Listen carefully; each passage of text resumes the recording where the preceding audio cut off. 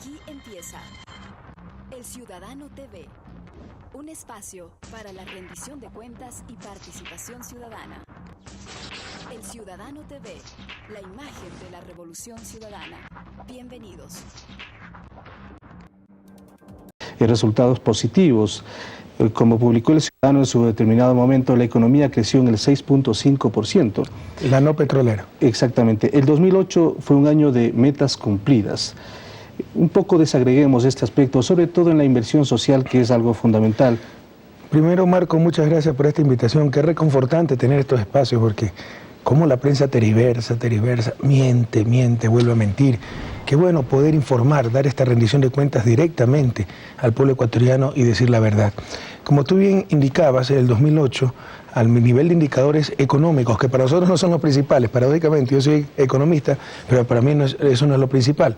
Yo puedo hacer crecer mucho la economía y aumentar la pobreza, por ejemplo, y que los que ganen sean los banqueros, los mismos grupos de siempre. Para la CEPAL y otras instituciones son básicos. Para ellos es lo básico, porque es la economía tradicional, pero todos esos conceptos ya se están revisando en economía. En todo caso, en función de sus mismos indicadores, el 2008 fue un año espectacular.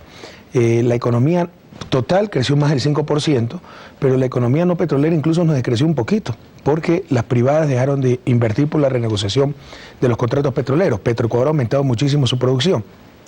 Pero la no petrolera, esa economía que es la que genera empleo, esa economía que es la que demuestra la competitividad del país, creció, se estima, y tal vez más, a 6.5%. Esa es la tasa de crecimiento más alta de los últimos 25 años. Pero la prensa comprometida siempre ahí no ha dicho absolutamente nada. En junio tuvimos una tasa de desempleo del 6%, la tasa más baja, al menos de la historia contemporánea del país. Hay tendencia a crecer por la crisis, ¿verdad? Pero ya son factores externos. Por la política económica del gobierno, esa tasa de desempleo bajaba, y el 2008 entonces, a nivel de indicadores de producción y empleo, fue un año espectacular. Pero no solo a nivel de producción y empleo. Le insisto, o sea, el crecimiento puede ser un indicador mentiroso. Yo puedo tener crecimiento con empobrecimiento. La pobreza urbana, que es lo más importante, nos decreció 3%. La pobreza absoluta, la indigencia, nos decreció 1%. Y sobre todo, por primera vez en los últimos 30 años, la brecha entre ricos y pobres tiende a reducirse, lo cual significa que además de generar más riqueza, estamos generando una sociedad más justa. Presidente, en el 2008 en lo social se invirtieron más de 3.000 millones de dólares. Los sectores opositores permanentemente han manifestado que se está despilfarrando los recursos del Estado. ¿En qué medida esta inversión, como usted ha dicho hace pocos momentos, llega efectivamente a la gente que más requiere, que más necesita? Primero, son derechos humanos, es decir, fines en sí mismos.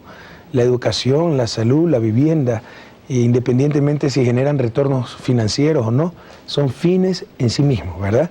Pero, además, son el mejor medio para combatir la pobreza, para dar igualdad de oportunidades. Esas son las razones fundamentales por las que vemos la reducción de la brecha entre ricos y pobres, vemos reducción de la pobreza, ya no hay que pagar los $25 en escuelas fiscales, no hay que pagar los hospitales públicos, pero incluso desde el punto de vista de una visión ortodoxa que no comparto, es decir, el ser humano como medio para producir, nos hablan siempre de que hay que aumentar competitividad, productividad, que tenemos que competir en el mundo global. ¿Cómo vamos a competir con los niveles de educación pública que tenemos, con los niveles de salud? Incluso desde ese punto de vista ortodoxo, insisto, que no comparto, porque el ser humano para ello es un medio más de producción, cuando es el fin mismo de la producción. La política social es indispensable, porque sin educación, sin salud, no vamos a tener competitividad, no vamos a tener gente preparada, capaz, etc. Usted ha dado las cifras totales, es decir, lo que algunas veces se llama gasto más inversión. Algunas veces gasto, porque lo resalto, porque en política social, como no hay retornos financieros, se aplica el enfoque contable y eso se le llama gasto. Pero económicamente hablando tenemos una inversión. Cuando yo pago maestros, mejores maestros, ¿verdad? Aumento el sueldo de los maestros, por ejemplo. Eso repercute en la calidad de educación. Pero como no tengo un retorno financiero de eso, digo que es un gasto. Pero es una inversión. Estoy acumulando recursos humanos. Pero la inversión propiamente dicha, rehabilitación de escuelas, equipamiento de hospitales, espectacular lo que ha pasado. En el 2008 invertimos 1.086 millones. ¿Usted sabe cuánto invirtió Gutiérrez en su primer año de gobierno? 31.9 millones. Es decir, este gobierno ha invertido más de 30 veces lo que invertía ese gobierno. Y hay gente que nos quiere volver al pasado. Pese a la crisis en el 2009, la cifra permanece prácticamente igual. En 2008 invertimos en el sector social, esto es vivienda, educación, salud, 1.086 millones. Tenemos planificado para el 2009 invertir 1.069. Esto lo planificado, normalmente es mucho más. Es decir, en el pese a la crisis económica, pese a la crisis, como ofrecimos, los programas sociales no se van a detener. Pero fíjese la diferencia, o sea, es que aquí está la revolución ciudadana. Invertimos en el 2008 5 veces más que en el 2006 y 30 veces más que en el 2003, gobierno de Lucio Gutiérrez. La gente está preocupada, sin duda, señor presidente, por el tema del empleo, que es un asunto fundamental. Usted anunció hace pocos días una estrategia nacional anticrisis de empleo que se basa en 3 pilares fundamentales. Quisiera que nos desagregue y nos explique, porque esto es un asunto fundamental, que según el objetivo básico es generar más de 80.000 puestos. Primero quiere decirle que si usted analiza la tendencia del desempleo en el 2008 era a decrecer junto al subempleo. Es decir, no es que disminuíamos el desempleo y crecía el subempleo. En otras palabras, mejoró la ocupación plena, mejoró la calidad del empleo y en términos absolutos se redujo el desempleo. Esta tendencia duró hasta junio, julio, cuando ya se empieza a verificar la crisis en el primer mundo. Sobre todo a partir de septiembre se empieza a verificar la crisis y ya vienen impactos externos que los recibimos fruto de una economía demasiado vulnerable, que es lo que queremos cambiar. Pero recién se aprobó la Constitución en septiembre. Si esta crisis nos llegaba 2 años después, con la nueva Constitución, hubiéramos estado mucho más preparados, porque uno de los objetivos del nuevo sistema económico es ser menos vulnerables a los vaivenes internacionales. ¿Cómo explica que la crisis golpea a los países grandes, a los países desarrollados de una manera letal y que Ecuador se siente mucho menos la crisis? Modestia aparte, porque lo hemos manejado extraordinariamente bien, hemos conseguido financiamiento, supimos priorizar inversiones, manejamos muy bien el flujo de caja. Miren, en diciembre el barril de petróleo llegó hasta $17, nuestro petróleo. Las remesas migrantes cayeron 22%, pérdidas en mercado de exportación, pero supimos salir adelante. Y todavía hay gente que no sé si de mala fe o de ignorancia dice, y vendrán los efectos de la crisis por culpa de este gobierno. Debieron venir hace 6 meses, si por gracias a este gobierno, al buen manejo, que no hemos sentido, como usted dice, la crisis. No evidencia... Se evidencia incremento de desempleo en ciertos sectores, fruto, le insisto, de la crisis internacional, porque son los sectores vinculados al mercado internacional.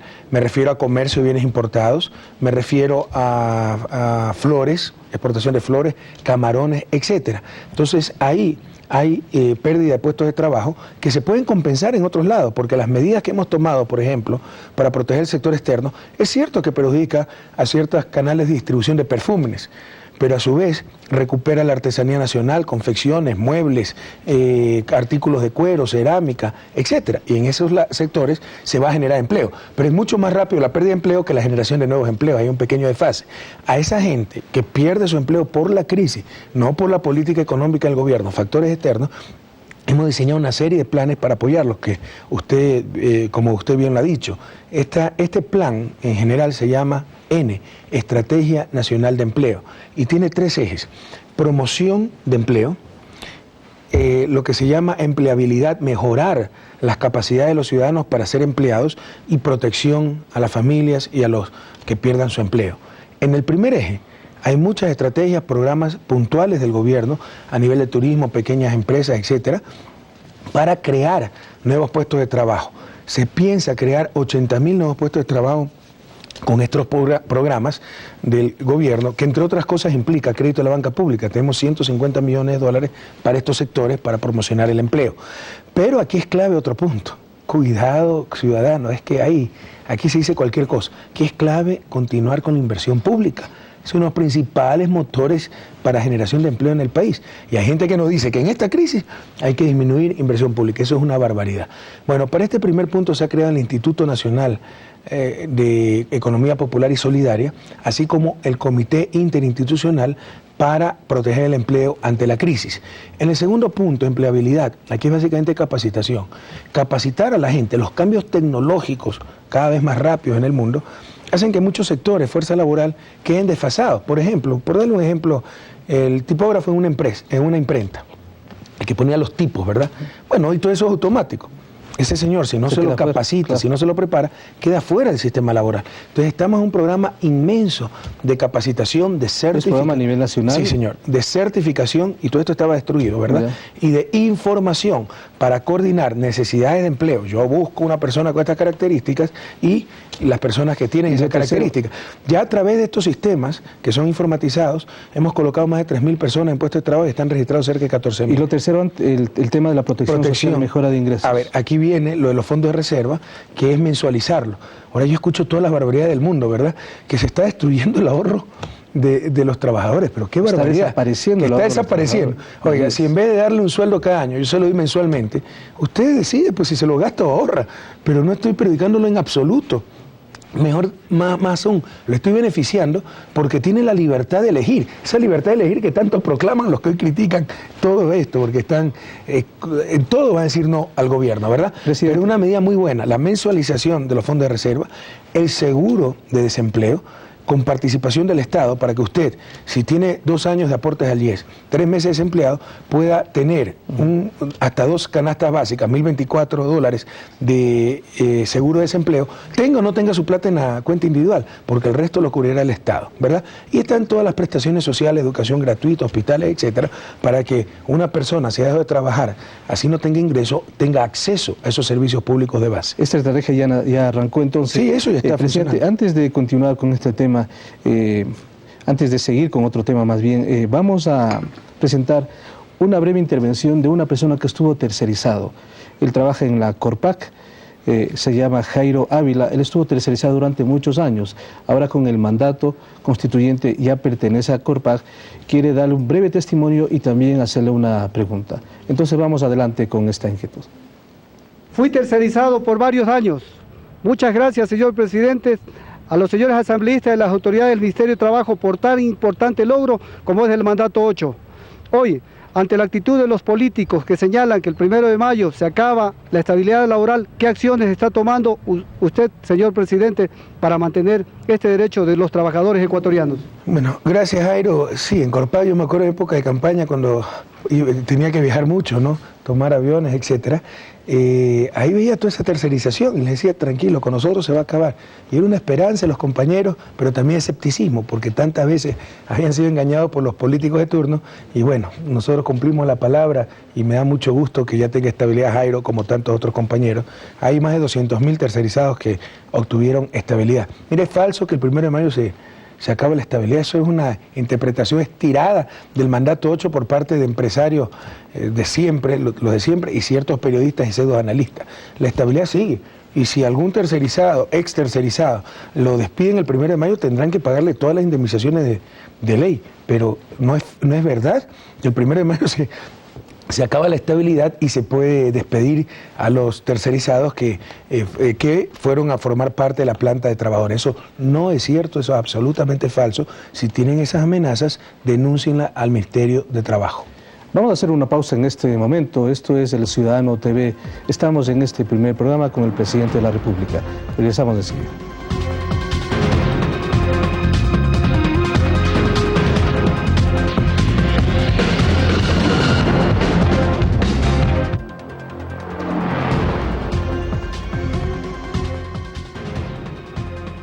El Ciudadano TV, el programa oficial del Gobierno de la Revolución Ciudadana. Esta noche con el presidente de la República, economista Rafael Correa Delgado, estamos analizando varias temáticas que son de interés y muchas de ellas coyunturales, como la que ocurrió hace poquísimos días. Señor presidente, ¿usted piensa que esta reclamación civil que va a presentar la empresa Hidropastasa, después de la auditoría internacional realizada por la empresa italiana Electroconsult, en donde va a reclamar $210 millones a la empresa brasileña Odebrecht, ¿usted cree que esto podría afectar nuevamente las relaciones con Brasil, que hace algunos meses se vieron bastante complicadas? No tiene por qué afectarse. Si es una empresa privada que estafó al Estado ecuatoriano, hay una auditoría internacional de una empresa italiana que determina, le da toda la razón al Estado, determina un daño de $210 millones. Si ya por eso pues se resiente Brasil, ¿qué le vamos a hacer? Pero me parecería realmente inaudito. Yo creo que el retiro del embajador fue una mala información al presidente Lula, un error que gracias a Dios lo repararon, porque tampoco se ameritaba ningún conflicto diplomático por una disputa comercial y financiera. En todo caso, el gobierno ecuatoriano sabrá defender los derechos del país y los intereses del país. Ahora bien, aquí un puntito para que vea la mala fe, ¿verdad? Nosotros hacemos bien las cosas. Se estaba haciendo esa auditoría, ya está lista. Ahora vienen juicios civiles, juicios penales, pero ya la prensa, editorialistas decían, no pasó nada con Odebrecht, ningún juicio se puso, que tampoco es cierto. Se puso un juicio en Ambato que el juez rarísimamente, en forma muy rara, lo anuló, etcétera. Pero estábamos preparando todos los elementos, actuando responsables, seriamente, para poner los juicios correspondientes. Porque son ahora, ¿qué dirá toda esa gente? Legales, son 4 procesos legales que están en camino. Va a haber uno civil, 2 penales y hubo uno que se puso desde el inicio en Tungurahua, pero fue anulado por el juez de Ambato. Bien.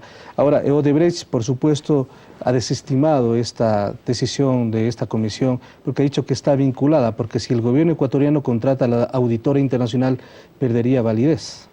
Bueno, siempre van a argumentar algo para eludir sus responsabilidades, pero es una compañía italiana de prestigio internacional. Vea, si yo fuera Odebrecht, después de lo que han hecho en San Francisco, calladito enseguida trataría de pagar todo para no quedar peor de lo que están quedando.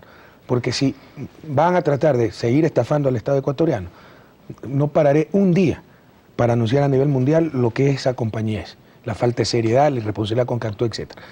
Si ellos fueran algo inteligente y no fueran tan avarientos, avariciosos, etcétera, ¿verdad? Lo que tendrían que hacer es pagar enseguida las cosas porque saben que son culpables. Si no, les insisto, denunciaremos al mundo lo que es esta compañía. Señor presidente, uno de los ejes fundamentales de su gobierno es el tema vial.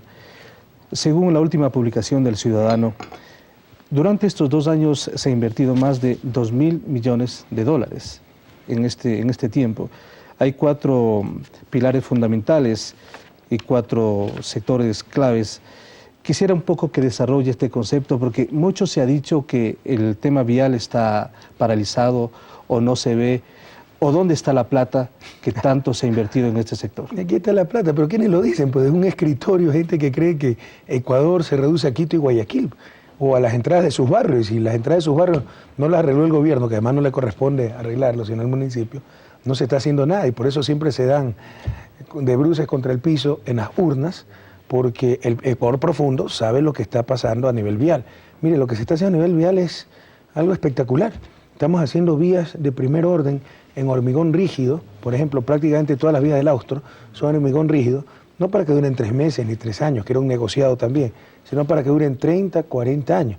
La cuenca Loja, la Loja Zamora, la cuenca Molleturo, la cuenca Biblián, Chut, Cochancay, en Banaví, ya Pedernales, El Carmen, es decir, por todos lados, a lo largo, la troncal amazónica, ya en Napo solo nos faltan 4 kilómetros, y esa también es de hormigón, al menos la Tena Río Hondache. Entonces, por todos lados se está viendo esta reconstrucción vial, solo los necios desde sus oficinas y de su mala fe es que la pueden negar. Vamos a otro eje fundamental que es el tema de los migrantes. La crisis financiera ha afectado gravemente a los ecuatorianos que viven en el exterior. Se habla de que unos 50.000 ecuatorianos estarían sin empleo. Solo en España. En España nada, exclusivamente. Usted ha presentado varios programas para que retornen los migrantes. Al principio como que esto no calaba en los ecuatorianos que se negaban a regresar, pero ante la evidente circunstancia de crisis económica, muchos están considerando eso. ¿Qué reportes tiene de ecuatorianos que están dispuestos a venir con el plan de retorno que ha implementado el gobierno? Yo he viajado varias veces al exterior, a zonas de migrantes, siempre me reúno con ellos, y rarísima vez, me parece que unas 2 veces he escuchado de gente que no quiere regresar. Todos quieren regresar, pero obviamente quieren tener certezas de que van a mejorar su nivel de vida, van a encontrar trabajo, etc. Y no es con la crisis que quieren regresar. El año pasado ya no regresaron con el plan Bienvenidos a Casa de la CENAMI, de la Secretaría de la Ciudad del Migrante, 5.000 familias migrantes, 5.000 familias. O sea, ya no está saliendo la gente, está regresando. Ese es un cambio histórico, sustancial. Cuando yo llegué al gobierno, la gente arriesgaba su vida, se quería ir hasta nado de este país. Ya ese flujo migratorio de emigración ha terminado y la gente empieza a retornar, se ha recuperado la esperanza. Esto yo sé que lo van a querer negar los periodistas corruptos, van a decir, pero ahí hay un migrante que sí quiso salir, pero es la verdad. Es mucho más el flujo de gente que está regresando a gente que quiere salir. Antes nos querían salir miles de personas diarias, le insisto, hasta nada de este país. Entonces, obviamente, 50.000 personas de golpe no vamos a poder recibir, 50.000 familias, pero 5.000 como el año pasado, 8.000, 10.000, por supuesto que vamos a poder recibir, y estamos implementando todos los planes y acciones para que el retorno de esos migrantes sea lo menos traumático posible, sea lo más fácil posible y se reintegren enseguida a esta sociedad con todo el apoyo del gobierno, por ejemplo a nivel de crédito, por ejemplo a nivel de bono de la vivienda, tenemos un bono de la vivienda especial para migrantes y a nivel de otros muchos programas públicos del gobierno nacional. Uno de ellos es del fondo El Cucayo. Justamente tenemos también otra intervención de una ecuatoriana que vivió 9 años en los Estados Unidos, regresó acá, aplicó por el fondo El Cucayo, se le entregó $15.000 y está a punto de ponerse ya un negocio. Entonces, si le parece, vamos a mirar este testimonio de Marlene Romo, quien a continuación le escuchamos. Viví en Estados Unidos alrededor de 9 años, conocí acerca del programa del fondo de Cucayo, me dieron alrededor de $12.000 para iniciar mi propio negocio, es un centro infantil de lectura rápida para niños. Ahora, señor presidente, quiero hacerle una pregunta. ¿Qué haría usted para los nuevos migrantes que están regresando al país por la crisis mundial? ¿Cómo usted va a implementar nuevas fuentes de trabajo aparte del fondo del migrante? Bueno, eso es lo que le decía, se tiene acompañamiento con crédito. Aquí la compañera recibe $12.000, pero vaya a la casa del herrero, también se pudo poner un negocio en Cuenca, una migrante de Nueva York, 10 años. Hace pocos días, con qué alegría, le di $17.000, un cheque, crédito del Banco de Fomento, a un joven migrante que iba a poner un invernadero para hortalizas. Entonces se está apoyando en todo y estamos reactivando esta economía.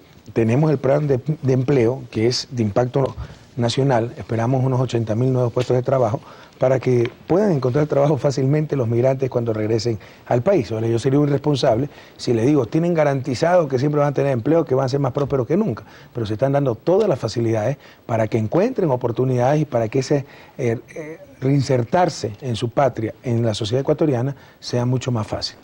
Señor presidente, vamos a hacer algún análisis también de temas internacionales, porque la parte que viene, que es el último segmento, vamos a analizar temas mucho más coyunturales y políticos, porque claro, la gente quiere escuchar al presidente por qué va a volver a votar por él, qué es lo que les va a motivar a votar por Rafael Correa. Sobre el tema internacional, usted señaló que con Estados Unidos las relaciones son excelentes hace pocos días. ¿Usted tiene previsto reunirse con el presidente Obama o el canciller con la canciller norteamericana Hillary Clinton? ¿Cómo va ese acercamiento?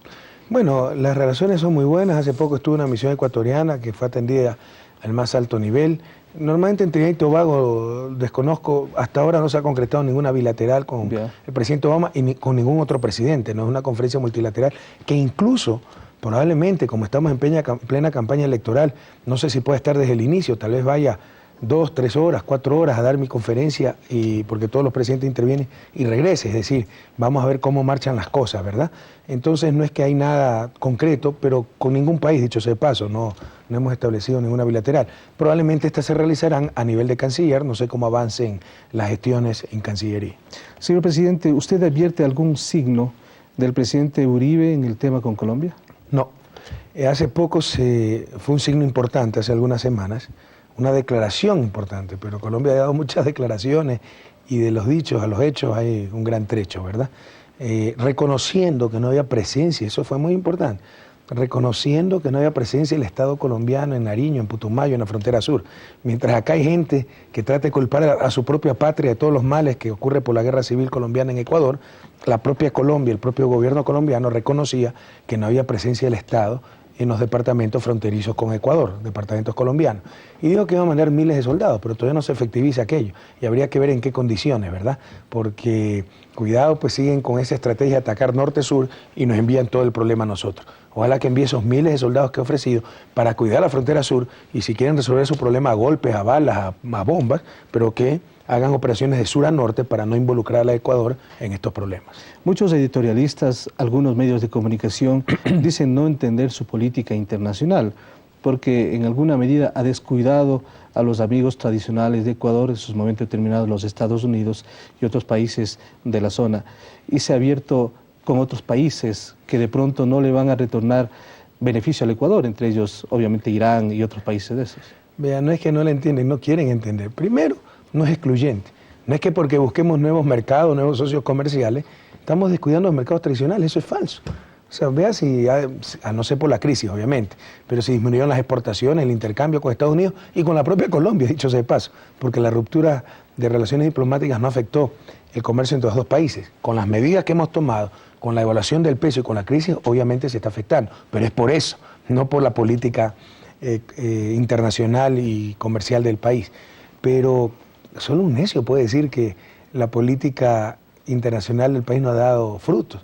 Irán, a menos de un año, yo fui en noviembre, bueno, un poquito más de un año en nuestra visita de Estado a Irán, ¿ya? O menos de un año, estoy confundido. Son 6 meses. 6 meses, porque no fue en noviembre fue a otro lado, China me parece. Bueno, hay tantos viajes y tanta actividad, pero ya tenemos financiado por parte de Irán 2 hidroeléctricas en el país. China está financiando la mayor inversión de la historia de este país con $1.000 millones de Sinclair. dólares. Además de 1.000 millones, eso aparte, Yeah. los 2.000 millones de Coca-Cola Sinclair los va a financiar hasta 85%, más 1.000 millones de un fondo que estamos constituyendo para obras de infraestructura.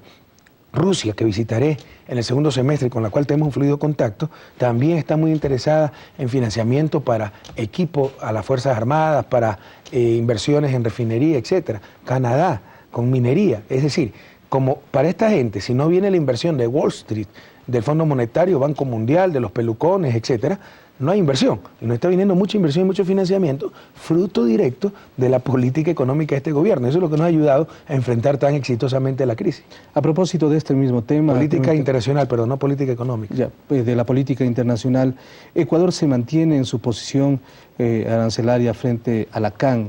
El Ministerio de Relaciones Exteriores, Comercio e Integración ya tomó esa decisión en las últimas horas.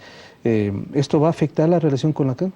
Bueno, estamos apelando una decisión que nos dio la razón en el 80%, pero insiste en mantener las preferencias arancelarias para los socios andinos. Es decir, nosotros elevamos, de acuerdo a la OMC, no podíamos hacerlo de otra forma, todos los aranceles al máximo que podíamos, digamos 40%. Pero si antes los chinos pagaban 10% de arancel y los andinos pagaban 0, a los chinos le subimos 30, a los andinos 40. Entonces lo que exige la CAN es, no, que se mantenga la diferencia con los andinos. No excluimos esa posibilidad, el problema es que la OMC nos dice exactamente lo contrario. Pero en todo caso, si suponiendo que se reduzca esa diferencia, ¿ya? Es decir, podríamos mantener esa posibilidad aumentando 10 más a los chinos, en mi ejemplo. Pero lo que quiere la CAN es que se reduzca para los andinos. Eso nos costaría $200 millones, que sería un fuerte impacto para el país. Pero lo más duro es que 116 millones serían para compensar a Colombia. Con Colombia tenemos déficit comercial. Colombia nos ha devaluado el peso en 40% de marzo a marzo del 2008 y del 2009 respectivamente. ¿Por qué entonces tenemos que darle 116 millones a Colombia si nunca ha tenido ninguna consideración comercial para con el Ecuador? Otra cosa es Perú, con el cual tenemos superávit comercial. Y el impacto de la pérdida de preferencia arancelaria para los exportadores peruanos no supera los 30 millones, lo cual Ecuador sí puede compensar. Y pese a ello, Perú no ha tomado ninguna represalia. Y estamos hablando con Perú para ver formas, por otros mecanismos, por ejemplo el Plan Binacional de Paz, para compensar a los exportadores peruanos por esos 28 o 30 millones de impacto que reciben por las medidas arancelarias ecuatorianas. Vamos a hacer una pausa y la final de este programa, estimados amigos y amigas oyentes del Ciudadano TV. Vamos a abordar temas coyunturales y temas ya de campaña. Estamos a pocos días de que los ecuatorianos vayamos a las urnas en una elección crucial para el país.